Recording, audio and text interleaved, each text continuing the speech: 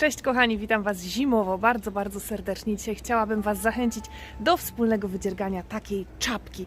Będę się streszczać. Czapka jest w 100% z wełny, zresztą za chwilę Wam opowiem więcej o włóczce. Jest bardzo zimno, więc takie super wełniane czapki, dodatkowo z zabawnymi pomponami na pewno Wam się przydadzą, więc zapraszam serdecznie. Bohaterką tutorialu ponownie jest włóczka Leila. Cudowna wełna z Merynosa, 100% wełna merino.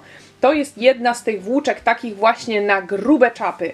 Grube sploty, które powstają błyskawicznie, niezależnie od tego, czy robicie na szydełku, czy robicie na drutach.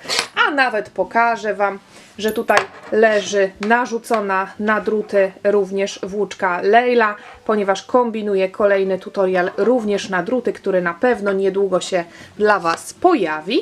Ale dzisiaj bohaterką poza włóczką jest ponownie szydełko. Szydełko w rozmiarze 7 mm. Włóczka Leila 100% merino. Ona ma... Zaraz sobie tutaj spojrzymy. Tu akurat naklejka nie pozwala nam spojrzeć. 100 gramów mamy w motku i 120 metrów. I producent zaleca szydełko druty między 6 a 8, więc się go posłuchamy. I przygotujemy szydełko pośrednie w rozmiarze 7 mm. Ja mam również przygotowane przeróżne pompony. Wy na ten moment już wiecie, z którym pomponem ta moja fioletowa czapka skończyła, a ja teraz zanim jej nie nagram, jeszcze nie wiem, chociaż bardzo kusi mnie taki pomponik neonowy. Zobaczymy. Przygotowujemy sobie jeszcze jeden mały znacznik i do dzieła. Zaczynamy. Coś Wam pokażę. Off topic zupełny. Ja zawsze sobie wyciągam włóczkę ze środka i zawsze najpierw wyciągam wielki poplątany kłąb, z którym mam problem, żeby dojść do tej końcówki i w ogóle. A można sobie ułatwić sprawę, ponieważ obejrzałam niedawno filmik i nie mam pojęcia, jak to działa, słuchajcie, ale działa. Pokazali, że na początku zamiast od razu się tam szarpać, szukać, to musimy się pobić trochę z włóczką. Bierzemy taki kłębuszek, jeżeli jest to włóczka, która jest tak zwinięta jak ta moja, i trzeba ją obić dosłownie. I teraz patrzcie, co się wydarzy. Cyk! Patrzcie, widziałyście to? Słuchajcie, nie wiem, jakie prawa fizyki tutaj obowiązują, ale naprawdę to działa za każdym razem. Nie wiem dlaczego. Dobra, teraz przechodzimy już do czapki. Zaczynamy od wykonania magicznego kółeczka. Nasze klasyczne podwójne magiczne kółko, lewa dłoń, przeciągamy włóczkę przez lewą dłoń i zawijamy 2 razy na 2 środkowych palcach. Raz i 2. Kładziemy na mały palec, dokładamy długą końcówkę. Szydełko wkładamy pod te 2 nitki, pobieramy zza palca wskazującego, przeciągamy pod tymi 2 pętelkami, pobieramy jeszcze raz, przeciągamy pod pętelką i mamy tutaj podwójne magiczne kółko, które w środku ma 2 oploty, co nam ułatwi, będzie można obciąć włóczkę przy samym końcu, ale my nie będziemy jej obcinać, bo ona nam się przyda do przywiązywania pompona.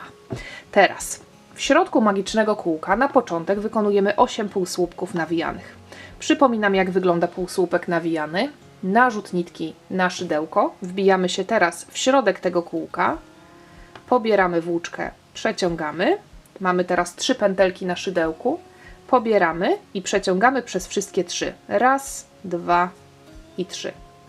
I znowu narzut nitki, magiczne kółko, wbijamy się w środek, pobieramy, przeciągamy, 3 pętelki na szydełku, pobieramy, przeciągamy przez 3.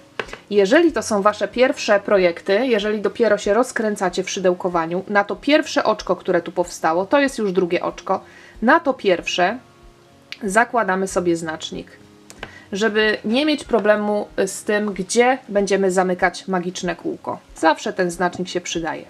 Narzut, wbijamy się w magiczne kółko, pobieramy, przeciągamy, 3 pętelki na szydełku, przeciągamy i trzeci półsłupek nawijany zamknięty. Jeszcze 5. I 5. Rozciągamy pętelkę, żeby nam nie uciekła i teraz zamykamy magiczne kółko. Interesuje nas ta strona, gdzie jest końcówka. Mamy te 2 nici, które tutaj są i teraz tak, jedna wychodzi gdzieś tam z tyłu, z tych tylnych oczek, a druga z tych nitek wychodzi dokładnie tu, z tych środkowych oczek i to ta nitka nas interesuje. Ja ją łapię tutaj od tyłu i zaciągam delikatnie, żeby się włóczka nie urwała. z lewej strony na prawą, aż się zamknie wszystko. Następnie ciągniemy ten początek włóczki, żeby się zaciągnęła ta pętelka i mamy magiczne kółko zamknięte, szydełko wraca na miejsce. I teraz mamy znacznik, więc nie mamy problemu, widzimy dokładnie, gdzie jest początek okrążenia. Będziemy szydełkować ślimakiem dla ułatwienia, więc teraz robimy drugie okrążenie. W drugim okrążeniu w każdym oczku robimy dokładnie 2 półsłupki nawijane, czyli na koniec w okrążeniu powinno być dokładnie ich 16. Narzut nitki. Wbijam się w oczko, z którego przed chwilą zdjęłam znacznik, tutaj, i robię 2 półsłupki nawijane, z których pierwszy oznaczam, czyli po zrobieniu tego pierwszego na górę, na oczko zakładam znacznik. Narzut, wracam do tego samego oczka, pobieram, przeciągam, pobieram, przerabiam i mam 2 półsłupki nawijane w tym samym oczku. Następne oczko, 2 półsłupki nawijane w jednym oczku. Raz, wracam do tego samego oczka i 2. Narzut, następne oczko, 2 półsłupki nawijane. I tak pracuję do końca rzędu. 2 półsłupki nawijane w każdym oczku.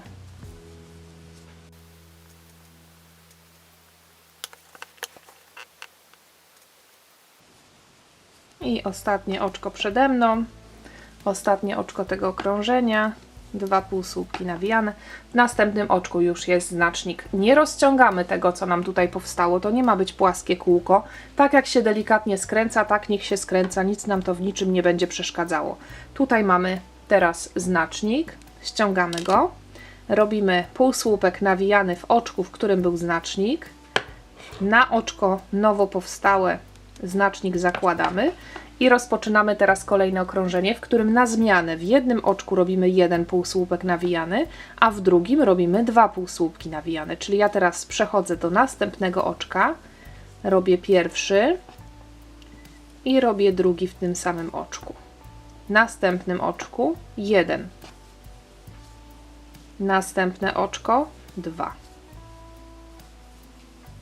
I tak na zmianę 1, 2, 1, 2, 1, 2. Czyli nadal dokładnie w 8 miejscach, dokładnie w 8 oczkach będziemy dodawać półsłupki. Czyli na koniec okrążenia oczek powinno być dokładnie 24.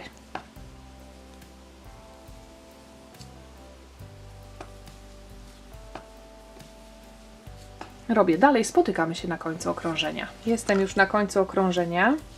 W ostatnim oczku, skoro zaczynałyśmy od okrążenia od pojedynczego, to w ostatnim oczku powinny nam wypaść 2 półsłupki nawijane. Jeżeli u Was też tak jest, to znaczy, że nic tam się nie pomyliło po drodze.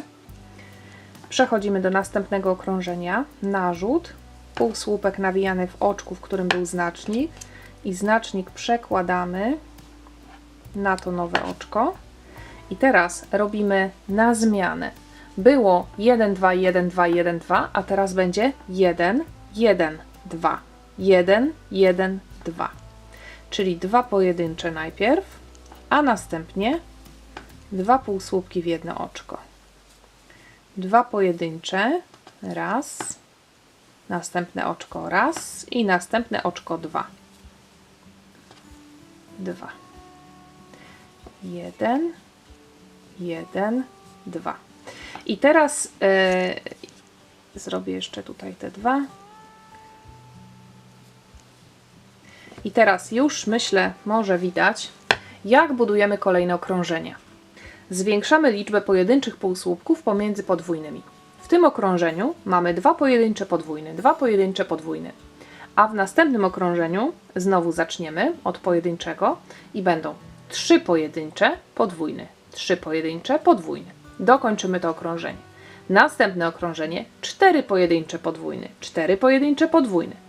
Jeżeli przy tej grubej włóczce nie powinno być tego problemu, ale jeżeli gdzieś zobaczycie, że za bardzo Wam to idzie symetrycznie, takie promienie idą w miejscu, gdzie są za każdym razem dodawane te podwójne półsłupki, to można zmieniać to miejsce. Jeżeli macie na przykład okrążenie, gdzie macie 4 pojedyncze podwójne, można zacząć okrążenie od podwójnego i zrobić 4 pojedyncze, żeby te miejsca, gdzie są podwójne półsłupki, przesuwały się. Natomiast przy tej grubej włóczce, zobaczcie tutaj nawet, absolutnie tego jakoś bardzo nie widać, nie powinno to przeszkadzać. I teraz zrobimy już samodzielnie kilka kolejnych okrążeń. Zatrzymujemy się kiedy? Przygotowujemy sobie przede wszystkim miarkę. Przygotowujemy sobie centymetr krawiecki i na początek sprawdzamy, jaki obwód głowy ma ten ktoś, dla kogo robimy czapkę. Jeżeli robicie dla siebie, mierzycie sobie obwód głowy. To jest bardzo ważne, ponieważ na podstawie tego obwodu głowy będziemy sprawdzać, czy już przestajemy szydełkować i zaczynamy szydełkować w dół tylko bez dodawania, czy jeszcze kolejne okrążenie jest potrzebne. Ja zrobię więcej okrążeń i jak już dojdę do tego momentu, powiem Wam dokładnie, w jakim momencie jestem i powiem, jak sobie to dokładnie wymierzyć. Zatrzymałam się na chwilę i teraz pokażę, jak sobie to obmierzamy. Prostujemy sobie w jednym miejscu brzeg, bierzemy centymetr krawiecki i teraz sobie przykładamy ten centymetr tyle, ile się da tutaj do tego brzegu, tak, żeby było w miarę równo. Rozciągamy troszeczkę, jeżeli potrzeba. I tyle, ile oczek nam się uda w ten sposób ustawić, tyle ich zliczamy. Ja sobie liczę tutaj 1, 2, 3, 4, 5, 6, 7, 8, 9, 10 oczek daje mi dokładnie 9 cm. I teraz przechodzimy do przeliczenia. 10 oczek dało mi 9 cm robótki, a ja potrzebuję mieć 58 cm robótki, ponieważ tyle wynosi mój obwód głowy X. I z matematyki 10 razy 58 podzielone na 9.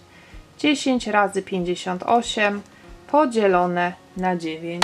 I w przybliżeniu wychodzi 64 oczka. I teraz tak, w pierwszym okrążeniu było 8. W drugim okrążeniu 16, w trzecim okrążeniu 24, tak? W czwartym okrążeniu 32, w piątym okrążeniu będzie 40, które my mamy teraz okrążenie. To było okrążenie z magicznym kółkiem, to było okrążenie, gdzie były same podwójne, to było okrążenie 1, 2, to było okrążenie 1, 1, 2, to było okrążenie 3 pojedyncze podwójny. Następnie 48 oczek jest teraz w tym miejscu. Oczywiście nie trzeba, ja sobie tak dla ułatwienia można policzyć, ile macie tych oczek. Ja wiem, że mam 48 i mam tutaj 4 pojedyncze na podwójny. Sprawdzamy dalej. Następne będzie 56 oczek i to będzie miejsce, gdzie będzie 5 pojedynczych i podwójny. I idealnie u mnie się składa, bo 64 to kolejne 8, tak? Bo dodajemy w każdym okrążeniu, dodajemy dokładnie 8 oczek. 64 oczka, czyli dokładnie tyle, ile ja potrzebuję, żeby zyskać 58 cm obwodu tego koła, będę miała w momencie, w którym mam 6 pojedynczych i podwójny. Mam nadzieję, że to jest zrozumiałe, czyli ja wiem, teraz zatrzymałam się na okrążeniu, gdzie były 4 pojedyncze i podwójny. Mam 48 oczek naokoło. Teraz będę robić 1, 1, 1, 1, 1, 2 i tak naokoło, czyli znowu w 8 miejscach dodam, będę miała 56 i jeszcze jedno okrążenie z dodawaniem zrobię tak, że będę miała 6 pojedynczych podwójny, 6 pojedynczych podwójny, 6 pojedynczych podwójny. Oczek naokoło będę miała dokładnie 64, co da mi w przybliżeniu mój obwód 58 cm. I od tego momentu przestanę dodawać, będę robiła wyłącznie pojedyncze półsłupki nawijane w dół, czyli oczek nadal będzie 64 naokoło, czyli dokładnie tyle, ile ja potrzebuję centymetrów mieć. No i w zasadzie powiedziałam teraz już wszystko prawie, że do końca tutorialu. Zatem robię jeszcze te 2 okrążenia i wtedy się spotkamy. Pokażę Wam, jak wygląda to moje koło i jak przechodzimy do ścianek naszej czapki. Skończyłam, tak to wygląda na ten moment. Kto się jeszcze stresuje, czy to koło jest na pewno dobrej długości, żeby nie było prucia, to można jeszcze zrobić tak, żeby sobie tutaj tym centymetrem naokoło to kółko zmierzyć. czy mniej więcej tam 50 ileś tych centymetrów jest. I teraz tak, jeżeli chodzi o dopasowanie tego rozmiaru, jeżeli Wam z wyliczeń nie wyjdzie tak idealnie jak u mnie, to czy lepiej zrobić więcej oczek, czy lepiej zrobić mniej oczek? Pamiętamy, że będziemy robić, to już widziałyście na początkowych zdjęciach, będziemy robić na końcu taki ala ściągacz. I ten ala ściągacz jest troszkę ciaśniejszy niż cała część czapki. Te oczka, którymi będziemy budować ten ściągacz, są ciaśniejsze niż półsłupki nawijane. Więc nie jest dobrze zrobić nie wiadomo jak dużo ciaśniejszą tą czapkę niż Wasz obwód głowy. Może lepiej będzie odrobinę w drugą stronę. Natomiast pamiętamy, że to jest wełna z merynosa, która kiedy się zmoczy, kiedy ją wypierzemy, ma tendencję do rozciągania się. Więc możliwie jak najbardziej robimy te odległości zbliżone do naszych wyliczeń. Lepiej sobie zrobić w ten sposób, żeby w jednym, 2 czy 3 miejscach nie dodawać tych podwójnych, żeby możliwie jak najbardziej zbliżyć się do tego, co Wam wyjdzie tutaj z tej matematyki. Pozabierać oczka, nie dodawać aż w tylu miejscach w tym ostatnim okrążeniu, które Wam wypada, żeby jak najbardziej się do tego zbliżyć. Później ściągaczem troszeczkę ściągniemy bardziej, gdzieś ze 2 cm. No, a podczas użytkowania, przez noszenie na ciepłej głowie i po praniu, to wszystko będzie już wtedy absolutnie idealne. Zatem, skoro jestem już w tym miejscu, gdzie wiem, że przestaję dodawanie robić, to ściągam znacznik jeden raz, w tym oczku, w którym był znacznik, robię półsłupek nawijany, znacznik zakładam i tego znacznika już nie będę ruszać. Czyli robię teraz półsłupki nawijane tylko i wyłącznie po jednym w każdym oczku, a znacznik zostawię na miejscu, żeby powiedzieć Wam, ile dokładnie okrążeń zrobiłam. I teraz wszystko się będzie pięknie zwijało w miseczkę do środka. Po jakimś czasie wywijamy to, bo pamiętamy, że to jest nasza prawa strona, a nie to. Więc to się będzie nam wszystko zwijało. I teraz tak, jak będziemy robić kolejne okrążenia, to się będzie nam zawijać tutaj w taki ładny kształt. To będzie coraz bardziej w tą stronę szło. W międzyczasie sobie przymierzamy i zostawiamy parę centymetrów, jeżeli robicie czapkę dla siebie, zostawiamy parę centymetrów zapasu na ściągacz. Ja powiem za chwilę, ile u mnie wypadło okrążeń i ile to jest centymetrów, a Wy możecie sobie zrobić tę czapkę dłuższą, taką smerfetkę, która ten tył będzie miała taki opuszczany. To już wszystko zależy od Was. Robimy teraz okrążenia pojedynczych półsłupków nawijanych i spotykamy się za jakiś czas. Dobra, i teraz tak, mam zrobione 7 okrążeń tutaj do góry. Dla mnie takim punktem rozpoznawczym jest moment, kiedy mi się zaczyna motek włóczki kończyć. Tutaj już mam niewielką ilość i mniej więcej kiedy zaczynam kończyć pierwszy motek, to się zatrzymuje.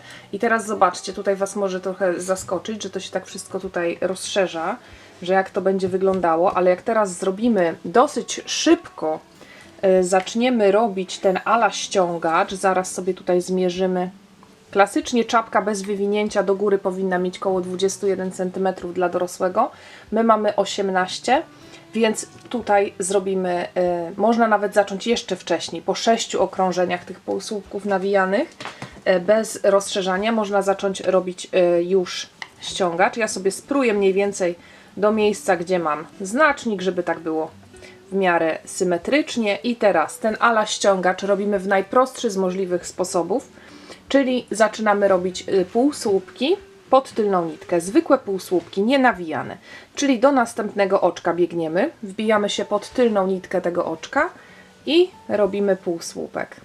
Następne oczko, tylna nitka, półsłupek. I tutaj nie trzeba zakładać znacznika, bo no nie jest bardzo istotne, gdzie się to okrążenie zaczyna, bo jak tutaj będziemy przechodzić, to też normalnie półsłupkami przechodzimy pod tylną nitkę i tutaj nic nam się nie pomyli, nie pomiesza. Ile robimy tych okrążeń? Tyle, żeby nam to się podobało. Ja zrobię gdzieś z 5 pewnie. Zobaczycie, jak to będzie wyglądało, kiedy tych okrążeń będzie więcej. I teraz ważna rzecz jest taka, że ten ściągacz, ponieważ właśnie ta czapka delikatnie jeszcze się nie zaczęła jakoś mocno zwężać do środka, to ściągacz robimy dosyć ciasno.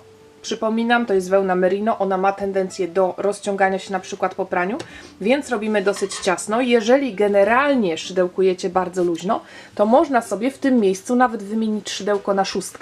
I wtedy zobaczycie po kilku okrążeniach, że z tego kształtu takiego rozszerzającego się zrobi Wam się taki zaokrąglony. No i powstanie taka czapka typu beanie właśnie. Zatem już poza kamerą, bo tutaj nic trudnego się nie dzieje, zobaczcie. Tylna nitka, półsłupek, tylna nitka, półsłupek, dosyć ciasno. Robię kolejne okrążenia i po prostu za jakiś czas się spotkamy, pokażę Wam, jak to wygląda i jak to zakończyć. I jeszcze może wspomnę, na pewno będzie trzeba za chwilę tutaj wprowadzić nowy motek włóczki. Ja to robię w ten sposób, może pokażę tutaj. Złapię sobie taką końcówkę. W momencie, w którym ta włóczka zacznie mi się kończyć, to ja sobie wbijam się pod tylną nitkę oczka i już pobieram nową włóczkę. I nową włóczką robię już tutaj ten półsłupek. Następnie te dwie końcówki, które tutaj będę miała, trzymam w ten sposób, żeby one mi się po prostu wplatały pod kolejne oczka. Nie robię żadnych supełków, nic z tych rzeczy, bo to nie jest konieczne. Wplata mi się końcówka do samego końca, albo potem ją troszeczkę przycinam i gotowe, nowy motek włóczki rozpoczęty. Zatem robimy ściągacz i za chwilę się spotykamy. Mierzymy, sprawdzamy. Mam 21 cm. Tak wygląda brzeg. I teraz, kiedy już się zdecydujemy, że już wystarczy, to zamiast robić półsłupki, robimy kilka oczek ścisłych, też pod tylną nitkę. Ja się, zobaczcie, staram zakończyć w tym miejscu, gdzie cały czas czeka znacznik, żeby początek tych półsłupków też miał swoje odzwierciedlenie w zakończeniu czapki. Ze 4 przynajmniej oczka ścisłe, one wygłuszają te różnice poziomów przez to, że powstałą przez to, że robiłyśmy ślimakiem. I co teraz? Można urwać włóczkę, można ją obciąć. Wyciągamy włóczkę, szydełko od spodu, przeciągamy ją i zobaczcie, przepięknie, nic nie widać. Łączenie okrążeń jest niewidoczne. Tutaj sobie teraz pod kilkoma oczkami tę końcówkę chowamy. Znacznik można już ściągnąć. I nie pozostaje nam nic innego, jak dobrać odpowiedni pomponik teraz. Tak wyglądać będzie czapka gotowa. Można większy, beżowy, można szary, też myślę spoko. Natomiast ja sobie dzisiaj zaszaleję i zamontuję ten pompon tęczowy. On ma tutaj takie troszkę różowego, troszkę fioletowego. Myślę, że będzie wyglądać super. Pompony mają 2 sznureczki, więc przedziewamy. No, ja to zawsze robię naokoło tego magicznego kółka. Jeden sznureczek z jednej strony, drugi sznureczek z drugiej strony. Od spodu zawiązujemy na kokardkę. Staramy się nie zawiązać na jakiś mocny supeł, ponieważ będzie nam wygodniej czapkę prać i jak będziemy sobie mogły pompon odsznurować do prania. Ja zamontuję pomponik i zaproszę Was już na podsumowanie. Moja czapka z włóczki Leila jest już gotowa. Za chwilę pokażę Wam troszkę więcej zdjęć, żebyście mogły się zainspirować. Włóczka jest bardzo fajna, absolutnie nie gryzie. Pamiętamy o pielęgnacji odpowiedniej, pierzemy koniecznie ręcznie. Na jedną czapkę zużyłam 1 motek i trochę, więc tak naprawdę z 3 motków swobodnie zrobisz 2 czapki. Mam nadzieję, że ten wzór Wam się spodoba. No i że wiele takich czapek u Was również powstanie. Pamiętajcie, żeby oznaczać mnie w swoich mediach społecznościowych. Ja się zawsze bardzo zachwycam, jak widzę zdjęcia czy filmiki Waszych robótek robionych na podstawie moich tutoriali. Dziękuję serdecznie za dzisiaj i do zobaczenia w kolejnym filmie.